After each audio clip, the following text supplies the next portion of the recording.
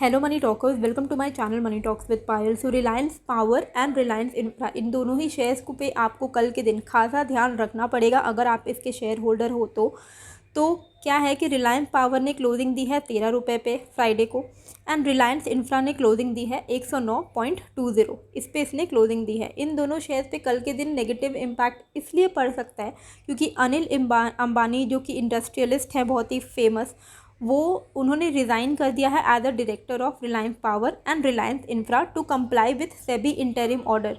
अब सेबी का ऐसा कैसा ऑर्डर था कि उनको रिज़ाइन करना पड़ा, और क्यों रिज़ाइन करना पड़ा उसके पीछे का रीज़न ये है कि सेबी ने फरवरी में Reliance Home Finance Limited, industrialist Anil Ambani and और भी 3 इंडिविजुअल को उन्होंने they barred these people from the securities market for allegedly siphoning off funds from the company. इसका मतलब ये होता है कि ऐसा आरोप है इन लोगों पे कि इन्होंने कंपनी से इलीगली डिसऑनेस्टली कुछ पैसे उठाए और उसको एक तरीके का मनी लॉन्ड्रिंग आप कह सकते हो, पैसे उठाए और उसको किसी ऐसे पर्पस के लिए वो यूज़ किए हैं जिसका इन्होंने डिस्क्लोजर नहीं किया है and which should not be done.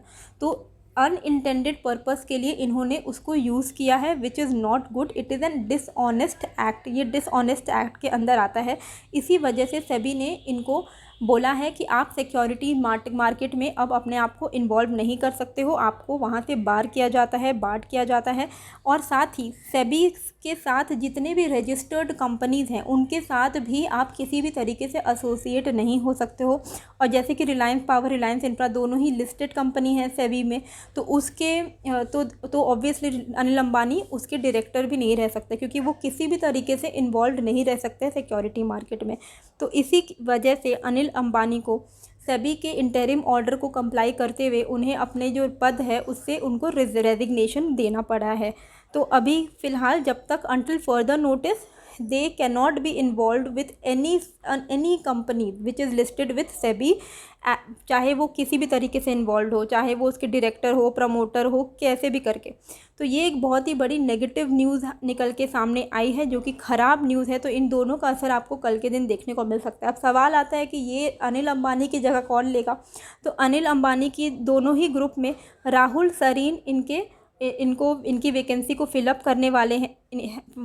5 साल तक का इनका कॉन्ट्रैक्ट किया गया है as an additional director in the capacity of independent director for term of 5 years। Okay, अब ये कौन है? ये 72 years के हैं, सिविल सर्वेंट रहे हैं, इनका पब्लिक सर्विस का रिकॉर्ड है 35 years का, और ये रिटायर हुए हैं as secretary to government of India.